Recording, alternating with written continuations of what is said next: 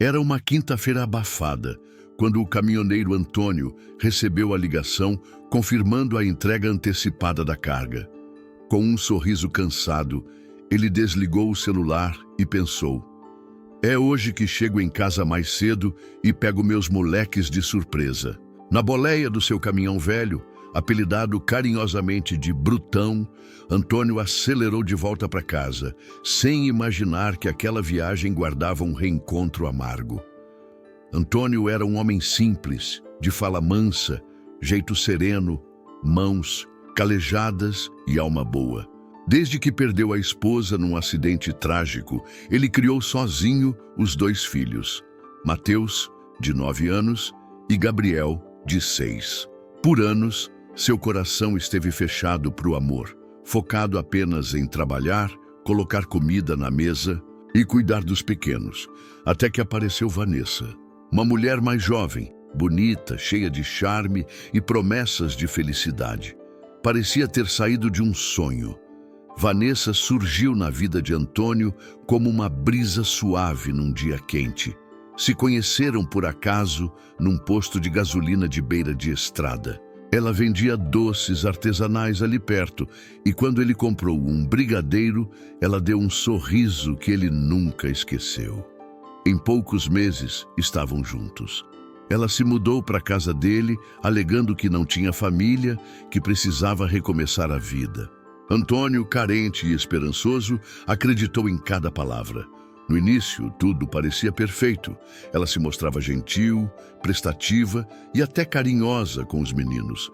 Mas era só quando ele estava por perto. Com o tempo, Antônio começou a perceber pequenas mudanças. Mateus e Gabriel estavam mais quietos, evitavam a madrasta, respondiam com medo quando ela falava. Mas como confiar nas próprias desconfianças quando seu coração estava tão cheio de esperança? A mente de Antônio era um redemoinho de dúvidas enquanto dirigia de volta para casa. Será que estou ficando paranoico? Pensava. Vai ver, é só cansaço dos meninos ou saudade da mãe. Mas no fundo, havia algo diferente, algo que incomodava, o tipo de incômodo que um pai sente quando o olhar dos filhos muda. Vanessa também andava estranha. Sempre grudada no celular, saía mais do que o normal, inventava desculpas bobas. Uma vez, Antônio chegou a ouvir ela sussurrando no quarto e desligando o celular apressada assim que ele entrou. Ela riu, dizendo que era uma amiga falando besteira. Mas Antônio sabia que risada nervosa não era de quem estava ouvindo piada, era risada de quem está escondendo coisa. Quando finalmente chegou em casa, o sol já se punha no horizonte, tingindo o céu com um laranja avermelhado. A casa parecia quieta demais, nenhum grito de pai vindo da porta, nenhuma correria dos meninos em sua direção. O portão estava apenas encostado. Antônio empurrou devagar e entrou, sentindo o coração apertar no peito. Assim que abriu a porta da sala, viu Vanessa sentada no sofá, de costas para ele, com o celular colado na orelha. Ela ria baixinho. Ao perceber a presença dele, deu um pulo, desligou o celular na hora e tentou fingir surpresa. Amor, já chegou? Que susto! Antônio estranhou a reação, mas não comentou. Apenas sorriu e fingiu que não percebeu. Ele queria observar antes de falar qualquer coisa. Boa noite, meu amor, respondeu ele, tentando manter o tom calmo. Cadê os meninos? Vanessa olhou para o corredor e respondeu sem graça. Ah, estavam fazendo bagunça. Mandei para o quarto. De castigo. Estavam me dando dor de cabeça, acredita? Antônio franziu o senho, mas não questionou. Subiu as escadas e, ao abrir a porta do quarto dos filhos, encontrou os 2 sentados na cama, com olhares tristes e abraçados. Mateus sorriu ao ver o pai. Correu e se jogou nos braços dele.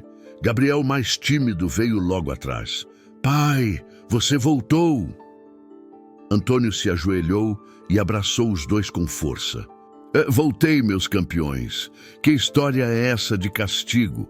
A gente só queria brincar um pouco, murmurou Mateus com os olhos marejados. Ela ficou brava.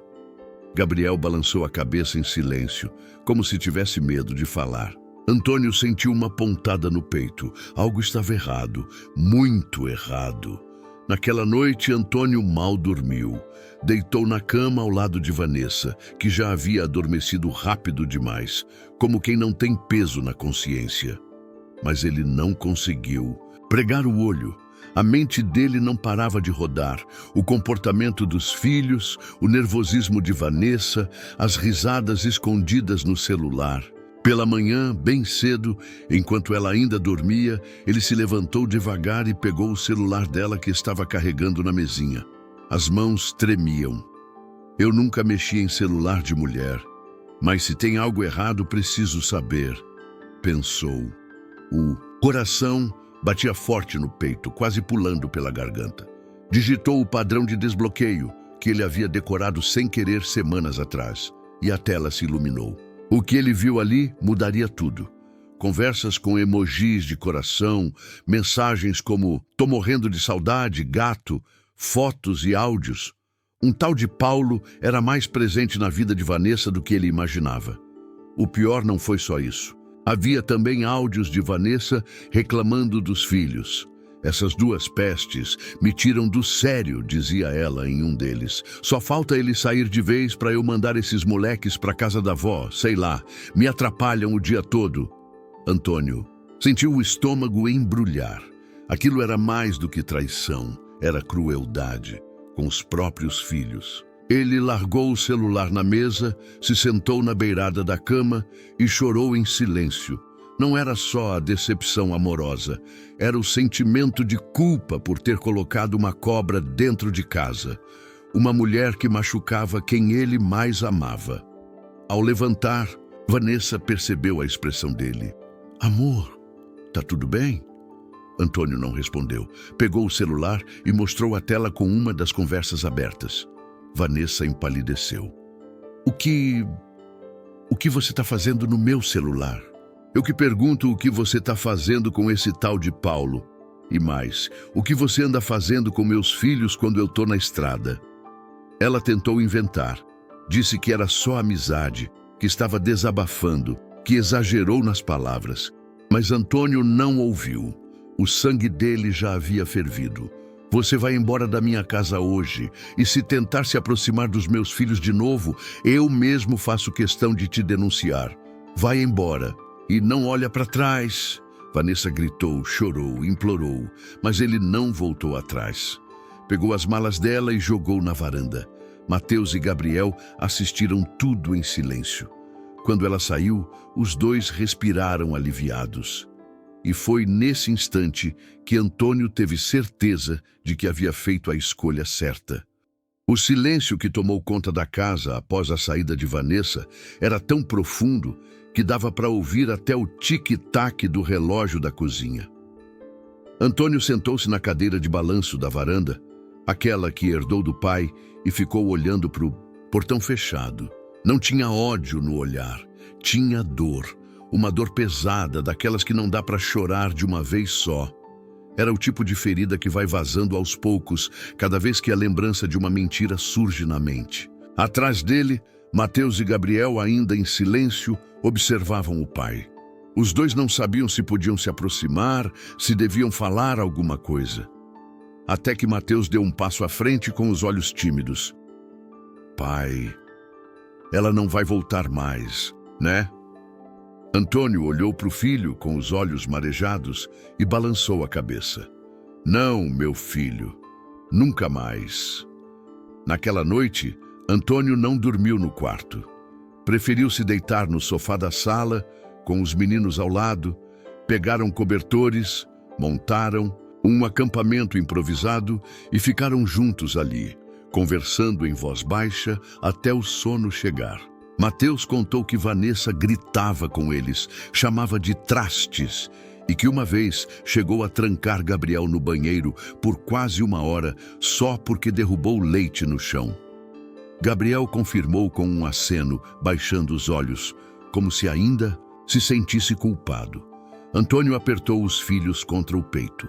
Sentiu o nó na garganta apertar. "Me perdoem, meus filhos", sussurrou. Eu devia ter percebido. Eu devia ter protegido vocês. Nos dias seguintes, a rotina mudou. Antônio cancelou a próxima viagem e ficou em casa com os filhos. Era como se estivesse reaprendendo a viver com eles. Começou a cozinhar, mesmo que fosse só arroz, feijão e ovo frito. Levava os meninos na escola, buscava, assistia desenho com eles na TV, lia histórias antes de dormir. Cada pequeno gesto era um tijolo na reconstrução daquela casa. Os meninos pareciam mais leves, mais sorridentes. Até o cachorro da vizinha, que sempre passava ali na frente, começou a aparecer mais vezes, como se até ele tivesse percebido a mudança de clima. Mas a paz, por mais doce que fosse, não vinha sem dúvidas. Às vezes, à noite, Antônio se pegava pensando: será que errei de novo ao confiar tão rápido? Será que o problema sou eu? O caminhoneiro era um homem de fé, mas também de muitos medos. A estrada tinha lhe ensinado que a vida é cheia de curvas inesperadas e que às vezes a pessoa que senta do seu lado pode ser aquela que te joga no barranco. E foi nessa fase de reconstrução silenciosa que ele encontrou uma pasta escondida na parte de cima do guarda-roupas. Era de Vanessa. Continha documentos, fotos antigas e mensagens impressas. Conversas entre ela e o tal do Paulo. Acha que ele vai perceber alguma coisa? Dizia um dos trechos. Com esse jeito bobo de apaixonado, duvido. Antônio fechou os olhos. Aquilo confirmava tudo. Ela nunca o amou. Era um plano, um jogo. Com o tempo, ele entendeu que precisava transformar a dor em força. Usou o que sentia para se aproximar ainda mais dos filhos. Começou a levá-los para pescar nos fins de semana, como fazia quando a mãe deles era viva. Contava histórias antigas, ensinava coisas de mecânica e sempre terminava o dia dizendo: "Vocês são meu maior orgulho." Certa vez, Mateus respondeu: "A gente sabe, pai. Agora a gente sente isso todo dia." Gabriel completou: "Você é nosso herói." Mesmo assim, o trauma deixado por Vanessa não sumiu tão rápido. Gabriel tinha pesadelos, acordava chorando, achando que ela tinha voltado. Mateus, mais maduro, segurava o choro, mas Antônio percebia quando ele evitava falar de certos assuntos. Foi então que o caminhoneiro decidiu procurar ajuda. Levou os filhos a uma psicóloga da cidade vizinha. No início, os meninos ficaram tímidos, mas com o tempo foram se abrindo. Antônio também foi orientado a cuidar de si mesmo. Um pai emocionalmente forte cria filhos emocionalmente saudáveis, disse a terapeuta. Ele entendeu o recado. Começou a se permitir descansar, ler, ouvir música. Voltou a frequentar as missas aos domingos, coisa que fazia com a esposa falecida. Lá, reencontrou velhos amigos, trocou palavras de fé e reencontrou algo que há muito havia perdido: a esperança. Foi num domingo desses que um senhor se aproximou dele após a missa. Era o seu Raimundo, um caminhoneiro aposentado que conhecia Antônio desde pequeno. "Fiquei sabendo da confusão toda, rapaz. Sinto muito. Mas, você fez o certo. Mulher que não respeita os filhos dos outros não merece nem café na xícara." Antônio sorriu, emocionado. "É, seu Raimundo, agora tô tentando seguir em frente. Só eu e os guris." O velho deu um tapinha nas costas dele. "Você não tá sozinho. E digo mais, quem cuida dos seus, Deus cuida por ele." Essas palavras ficaram ecoando na mente de Antônio pelos dias seguintes. Ele percebeu que, apesar da tristeza, havia algo de bonito surgindo ali. A reconstrução de uma família. Uma família verdadeira, unida não por aparência, mas por amor, respeito e proteção. Com o tempo, os filhos voltaram a brincar, a sorrir, a fazer bagunça pela casa. E Antônio, mesmo cansado, se sentia completo. Descobriu que o maior amor que ele podia viver não estava nos braços de uma mulher, mas no abraço apertado de dois filhos que o chamavam de pai com orgulho e admiração. Os meses passaram, como o vento que bate no rosto quando se dirige por uma estrada longa e silenciosa. Antônio retomou as viagens, mas agora com outra postura. Nenhuma carga era mais importante do que os filhos. Ele recusava viagens muito longas, ou que o obrigassem a ficar mais de uma semana fora. A empresa entendia, e se não entendesse, paciência. Para ele, Mateus e Gabriel vinham antes de qualquer rota ou destino. Em cada retorno, trazia um presente, uma história diferente e, principalmente, tempo de qualidade com os filhos. A casa, antes abafada pelo clima pesado que Vanessa trazia, agora se enchia com o som das risadas dos garotos e o cheiro de pipoca nas noites de filme. Antônio aprendeu a fazer panqueca com recheio de carne moída, o prato preferido de Mateus, e descobriu que Gabriel adorava ouvir sertanejo antigo, especialmente as músicas que ele ouvia com a mãe antes de ela partir. Mas nem tudo eram flores. Ainda havia restos de dor espalhados pelos cantos da memória. Em certos dias, Mateus acordava em silêncio e passava horas sem querer conversar. Em outros, Gabriel ficava agressivo, batia o pé, respondia torto, como se carregasse raiva acumulada. Antônio não ignorava. Sentava, conversava, explicava. Com paciência, mostrava que estavam seguros agora, que ninguém mais ia gritar com eles ou fazer mal. Era um processo lento, mas eficaz. A cada dia, os meninos se mostravam mais confiantes, mais livres, e Antônio, ele também mudava. O caminhoneiro, antes tão fechado, tão desconfiado de tudo depois do que passou, começou a se permitir confiar de novo. Confiar em si, nos filhos e até nas pessoas certas. Foi durante uma entrega em uma cidadezinha próxima que ele conheceu Rosa, dona de uma pequena padaria. Era uma mulher simples, de olhar doce e sorriso sincero. Ao contrário de Vanessa, que sempre tinha uma resposta ensaiada na ponta da língua, Rosa falava com o coração. A primeira conversa foi sobre pão de queijo e café forte. A segunda, sobre a saudade que sentia do pai, também caminhoneiro. A terceira já foi mais demorada.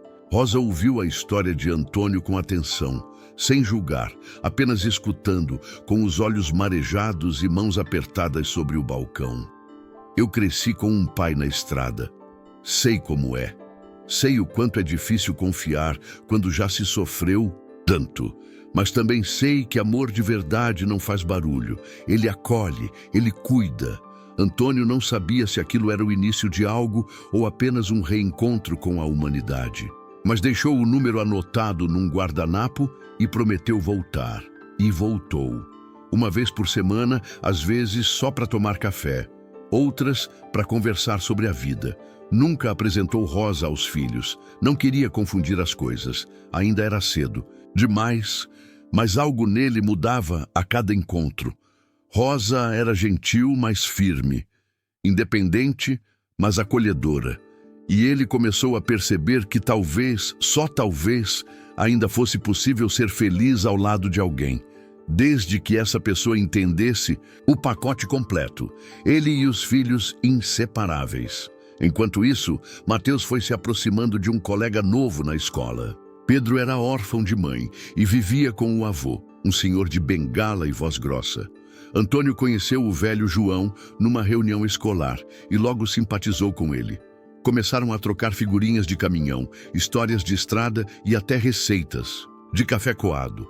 Foi João quem disse algo que ficou na cabeça de Antônio por dias.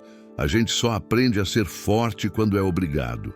Mas o homem sábio é aquele que aprende a amar de novo, mesmo depois da pancada. Antônio sorriu pensativo. Talvez ele estivesse se tornando esse homem. Certo dia, Mateus chegou em casa com os olhos brilhando. Pai, o Pedro disse que o vô dele quer te conhecer melhor. Falou que você parece gente boa. Antônio riu. Gente boa, hein? Tá vendo só? Tô com moral. Mas o velho João queria, na verdade, agradecer. Descobriu que Antônio tinha ajudado Pedro a resolver uma situação difícil na escola. sem nem comentar com ninguém. Era o tipo de coisa que Antônio fazia sem pensar. Ele era assim, discreto, mas presente. Um homem que colocava os outros na frente de si, mas sem perder a firmeza. Numa tarde chuvosa, Rosa apareceu em sua casa pela primeira vez. Trazia uma torta de frango e um bolo de fubá, dizendo que estava testando receitas novas. Antônio ficou sem jeito, mas Mateus e Gabriel a receberam com educação, mesmo desconfiados. Rosa não tentou forçar nada. Ficou pouco, contou piadas, elogiou os desenhos dos meninos colados na geladeira e foi embora deixando um aroma de cuidado no ar. Depois que ela saiu, Mateus olhou para o pai e perguntou: "Pai, ela é legal. Você gosta dela?" Antônio respirou fundo. "Eu gosto, mas mais do que isso, eu respeito ela. E quero que vocês sintam o mesmo." Os dias se transformaram em semanas. As visitas de Rosa se tornaram mais frequentes, sempre discretas, sempre leves. Ela conquistava o espaço sem invadir. Era como a brisa depois da tempestade. Antônio nunca mais falou o nome de Vanessa, e os filhos também não. Era como se ela tivesse sido apenas um erro necessário no caminho da reconstrução. O caminhoneiro sabia que ainda havia feridas e que talvez algumas nunca cicatrizassem por completo, mas havia também uma certeza: ele havia vencido. Não o tipo de vitória que sai no jornal, mas aquela silenciosa que só quem enfrentou o abismo conhece. Ele reconstruiu sua casa, seu amor próprio e o futuro dos filhos, com amor, com verdade e com fé.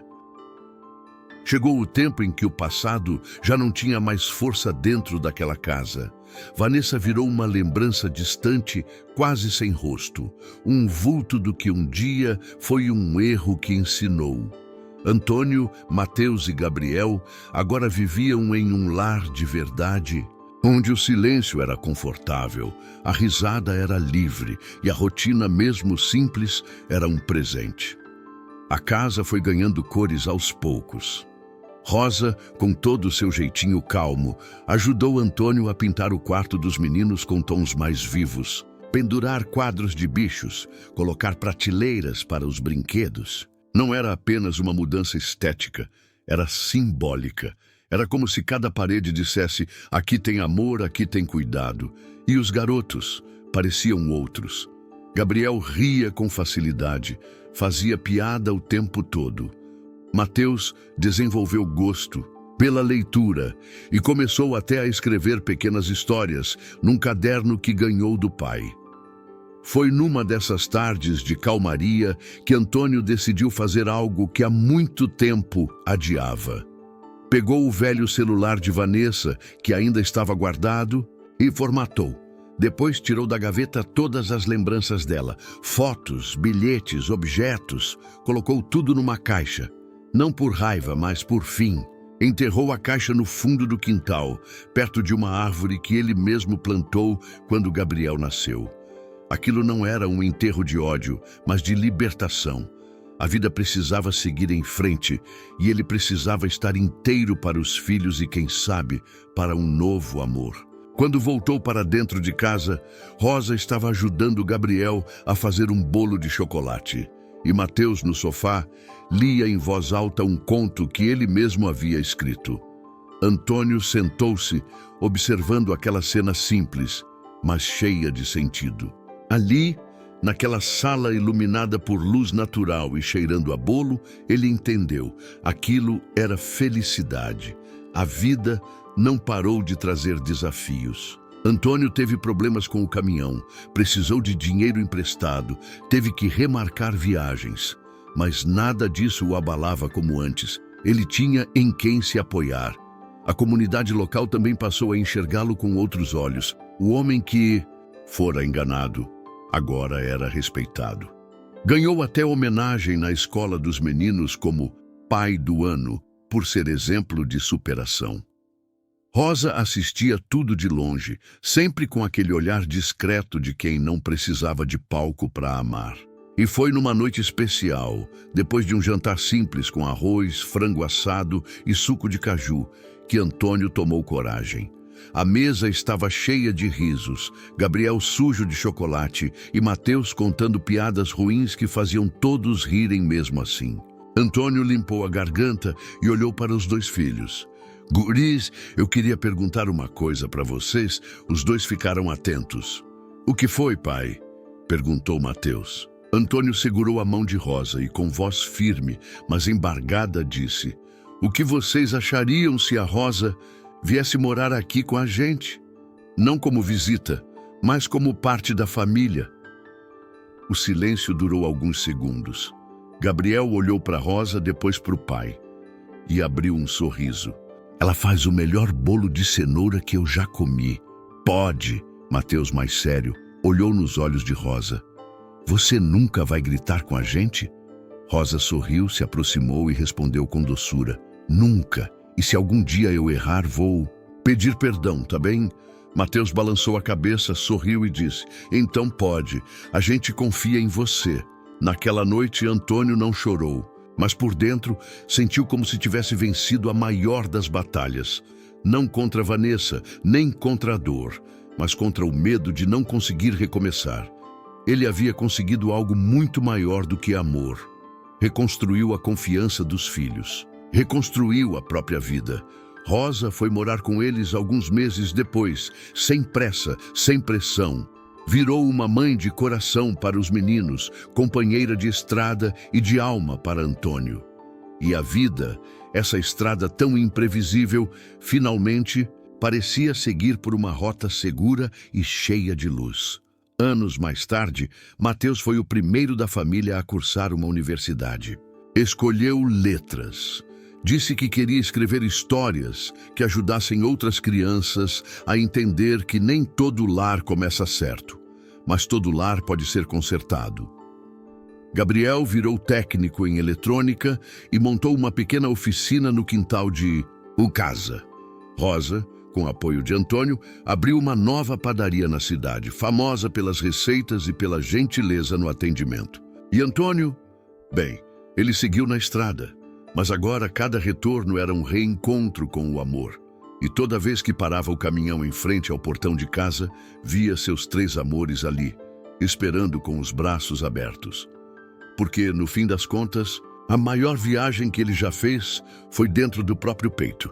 E o destino foi a paz.